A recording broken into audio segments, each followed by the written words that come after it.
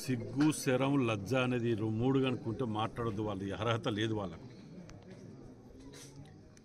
మీ ఉదాహరణకు కాజీపేట బ్రిడ్జ్ ఆగిపోతేనే ఇంతవరకు స్టార్ట్ చేయలేని ఎదవలు మాట్లాడితే అర్హత ఉన్నదా? రోడ్డు కింద మునిగిపోతుంటే మేము గతంలో 25 ఏళ్ల కింద గుంటి కుమారస్వామి పోసిన రోడ్ ఇది. సిగ్గు అనిపించట్లేదు చెప్పుకోవటానికి. మీరు బీజేపీ వాళ్ళు చాలా మాట్లాడతారు, డబుల్ ఇంజన్ అని చెప్పి. 10 ఏళ్ళు బీఆర్ఎస్ బీజేపీ ఉన్నది కదా, డివిజన్ తేలేని దద్దమలా ఎందుకు తేలేకపోయిన జవాబు చెప్పండి కాజీపేట ప్రజలకు. మేము ఇవాళ కాజీపేటకు హాస్పిటల్ విషయంలో కానివ్వండి, బస్ స్టాండ్ విషయంలో కానివ్వండి, బ్రిడ్జ్ విషయంలో కానివ్వండి, దినం తప్పించి దినం మేము వీటి మీద మేము పర్యవేక్షిస్తున్నాం. ఇవాళ ఇన్ని రోడ్లు పోస్తున్నాం, ఎందుకు పోయలేకపోయినారు మీరు? మేము ఇస్తున్న లైబ్రరీని కూడా ఇవ్వలేకపోయినారు, ఇవ్వలేకపోయినారు మీరు. మేము ఇచ్చిన వాటిల్లో ఆడవాళ్ళు బస్సులలో ఎక్కి ప్రయాణం చేయట్లేదా? 500 సిలిండర్ రావట్లేదా? ఇంకేం రావట్లేదు. ఇప్పుడు కొత్తగా ఇందిరమ్మ ఇండ్లు వస్తున్నాయి రేపటికి, ఇవాటికెళ్ళే.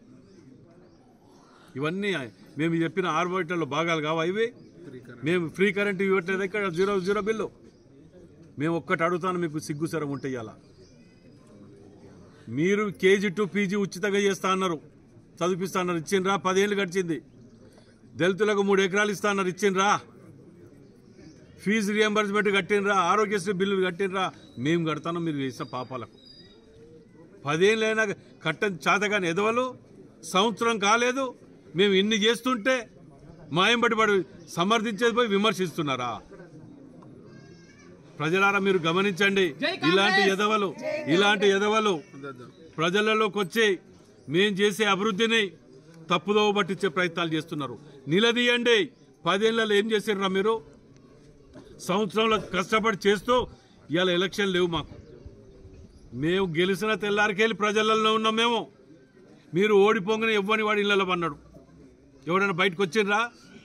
బీజేపీ మాట్లాడుతుంది 10 ఏళ్ళు అయిపోయి 11 ఏళ్ళకి వస్తాను, మీరు డివిజన్ తెలియని చాతగామ దద్దమ్మలు మీరు మాట్లాడుతున్నారా? ఇవాళ గతంలో కోచ్ ఫ్యాక్టరీ దాని గురించి చేసినప్పుడు 18 కోట్ల రూపాయలు ఇచ్చి 54 ఎకరాలు ల్యాండ్ అక్వైర్ చేసింది మన ఎండోమెంట్ బాపతి మేము కాదా? అదే పొన్నాలక్ష్మి గారు ఇవాళ బీఆర్ఎస్లో ఉన్నారు కదా, వారిని అడగండి చెప్తారు మేము అభివృద్ధి చేసినాం అనేది. మేము చేసినవి తప్ప వీళ్ళు ఇటుకబిడ్డ తీసి ఇటుకబిడ్డ పెట్టలే. వీళ్ళు మాట్లాడుతూ అయిపోయారు, ప్రతి ఏదో మాట్లాడుతూ అయిపోయాడు. ఇళ్ళలో కూర్చోవటం, ఏదో సోషల్ మీడియాలో పెట్టడం, పెట్టడం పని అయిపోయింది. మేము పొద్దుగాలు ఎత్తే రోడ్ల మీద పట్టుకొని తిరుగుతున్నాం, మీ తిరిగా ఇళ్లలో కూర్చోలే. అండర్ గ్రౌండ్ డ్రైనేజ్ ఎప్పుడు చెప్పారు మీ కేసీఆర్? మేము ఇవాళ తీసుకొచ్చినాం కదా. మాస్టర్ ప్లాన్ లేకుండా జిల్లా ఎదుగుతుందా? మరి మాస్టర్ ప్లాన్ మేము తెచ్చినాం కదా.